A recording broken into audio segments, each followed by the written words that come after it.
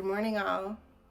I thought today I would talk a little bit about the temperatures that we've been seeing in the greenhouse.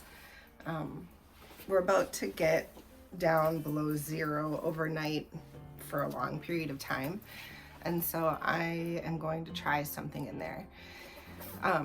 Because we've been staying above zero, the temperatures don't get below freezing. I don't think we have it insulated well enough to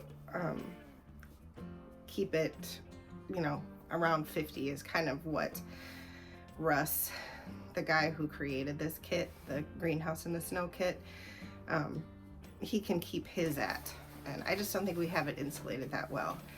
But I've got some frost cover that I'm gonna try to cover some things in the greenhouse with, and we'll see how that goes.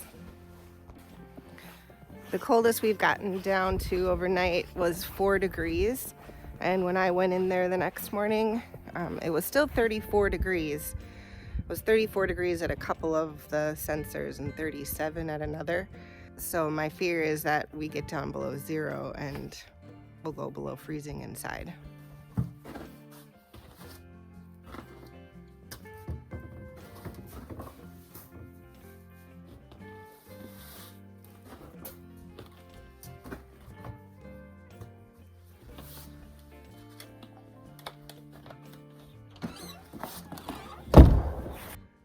Remember when we were waiting for snow? Now it snows almost every day.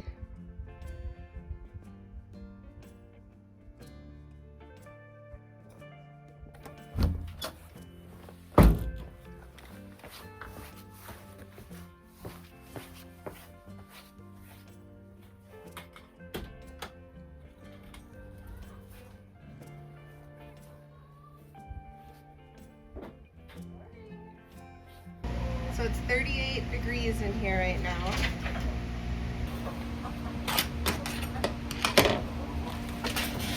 Crickets! Get back. Good morning.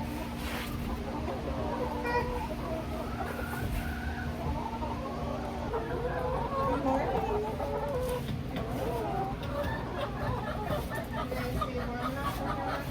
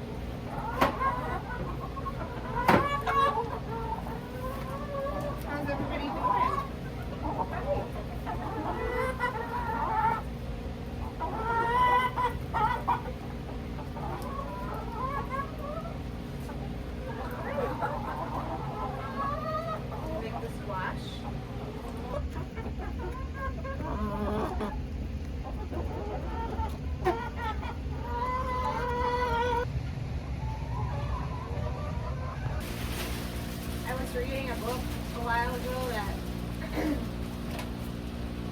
in Greece they used to dig a hole and tip a big tree over and bury it.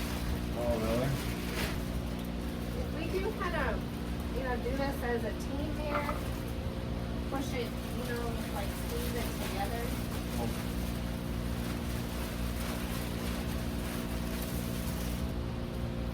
I would just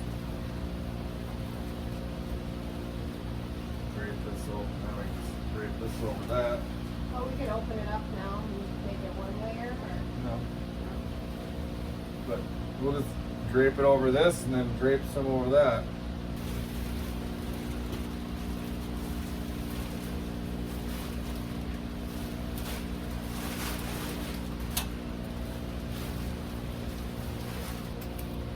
All right, we'll see how that works.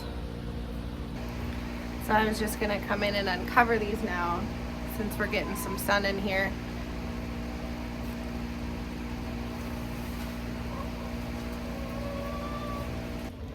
I know it probably seems like a lot of extra work to do this.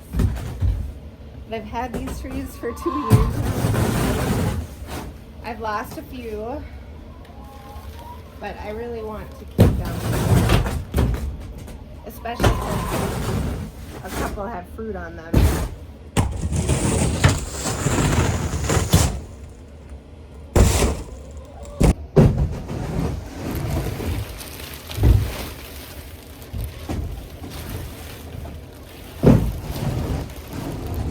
And this may not ultimately be necessary, but I think I am for the next 3 or 4 nights going to take this precaution, because we are supposed to have negative temperatures, and I should say negative Fahrenheit temperatures for the next week and a half or so. And I know we got down to -6 last night. Here's my lemon. I'll show you. And we didn't get below freezing in here, even though we were -6 outside. So I may not have to do this at -6. But there are a lot of other factors, I think, that are at play. Like, we had a little bit of snow on the greenhouse, so that might have been a little insulating. You know, how much sun we had during the day, which we didn't have any sun yesterday. So it may not be that I need to do this at -6. Maybe I only need to do this at -10 or 12. So we'll see. But I'm going to make the commitment to do it for a little while. Remember when I was cutting up what I thought was a lime? They're actually lemons. And I've got several on this tree. So there's a bigger one. Ouch, the thorns on this are really sharp. And then some smaller ones. And here's some over here. These trees are really dusty too. So I think I'm actually going to bring a bucket of warm water in here and wipe the leaves off. Not everything looks this pretty in here. Like, these are pretty green looking. I do have some things over in the north wall that look really bad, and I'm leaving them there, and I think they're done now, but I was leaving these leftover peppers over here just as basically greens for the chickens. Every time I come in here, I pull a few branches from the pepper plants off and just throw them to the chickens. There's a few peppers on them still, but they're no good. So it just keeps us in greens, for a few more weeks. And the ones over here are especially bad. This is kind of embarrassing as a gardener to show this kind of these kind of plants. But my thought process, I think, is valid. Just to have the greens for the chickens. But these right here look so bad because the fan, which I shut off to talk to you, blows right there into those, so it's almost like a wind block for the rest of the plants.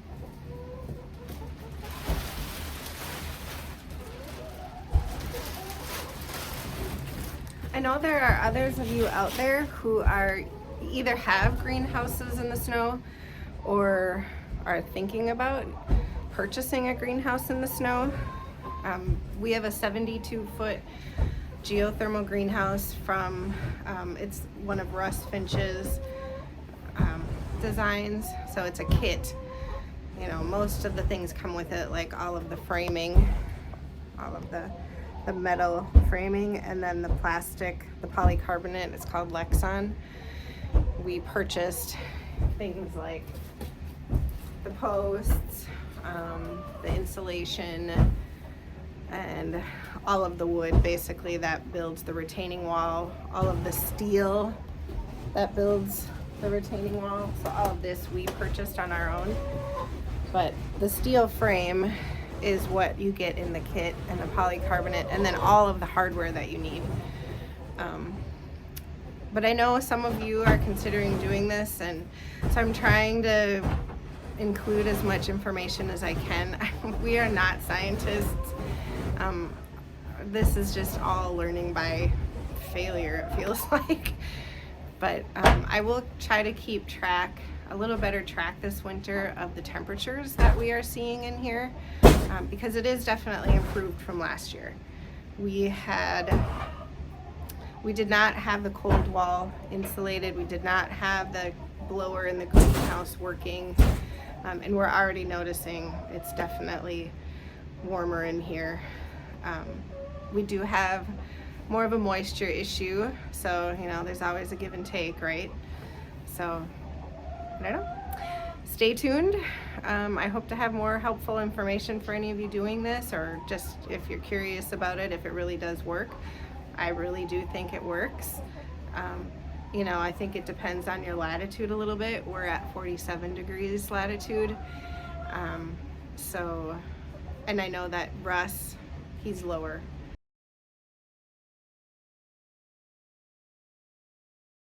They get probably as much snow as we do. We may have a colder, low average temperature, and we may have less hours of light. The light is really an issue with growing. Also maybe absorbing heat during the day. The thermal mass has less hours of being able to absorb the heat, and the things that we have growing in here grow really, really slow because there's less hours of light. So I have to learn to plant the whole greenhouse in like August or September.